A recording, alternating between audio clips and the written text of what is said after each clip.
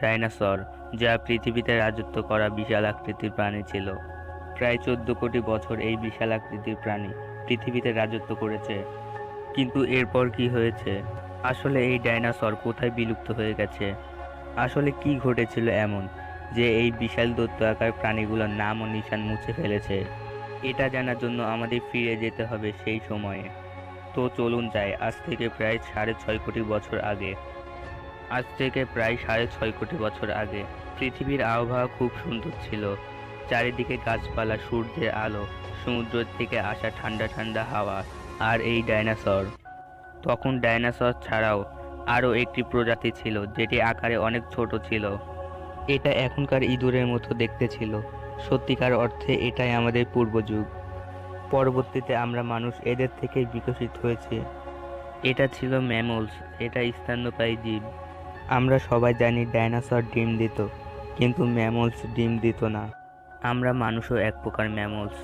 ওই সময় ম্যামলস ডাইনোসরের ভয়ে মাটিতে গর্ত করে থাকতো, আর এই বৈশিষ্ট্যই তাদের জন্য সুখবর বয়ে আনছিল। যখন এই সব জীব শান্তির সঙ্গে পৃথিবীতে বাস করছিল, ওই সময় 10 কিলো-1.5 মিটারওয়ালা এক্সট্রয়েড পৃথিবীর দিকে ধেয়ে আসছিল। পৃথিবীর অভিকর্ষণ বলের সংস্পর্শে আসায় এর গতি আগের থেকে অনেক বেড়ে যায়। আনুমানিক ঘন্টায় 70,000 কিলোমিটার বেগে এটা পৃথিবীর বায়ুমণ্ডলে প্রবেশ করে। পৃথিবীর বায়ুমণ্ডলে ঢুকতেই ঘর্ষণের ফলে এটা আগুনের গোলায় পরিণত হয়।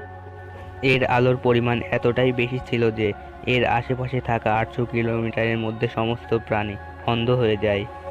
এই জীবগুলো ওটাকে দেখতে পারছিল না, কিন্তু ওটাকে অনুভব করতে পারছিল।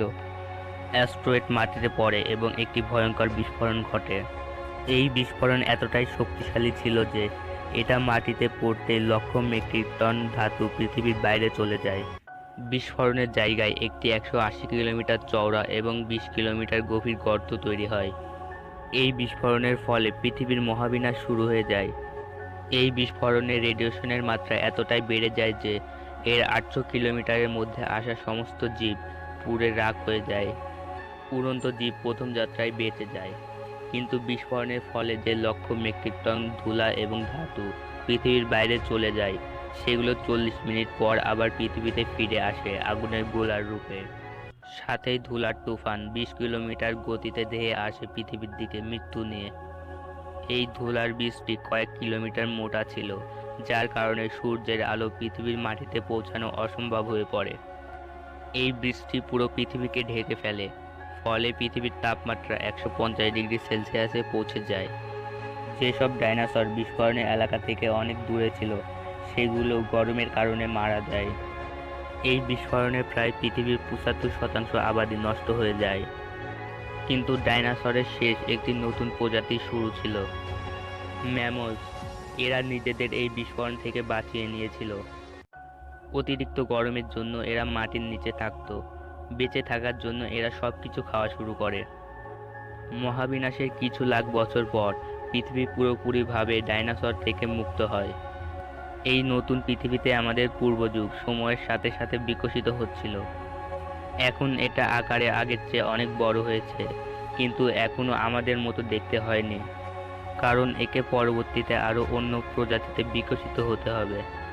আজ থেকে প্রায় 4.7 কোটি বছর আগে পৃথিবীর আকার প্রায় এখনকার মতো হয়ে যায়।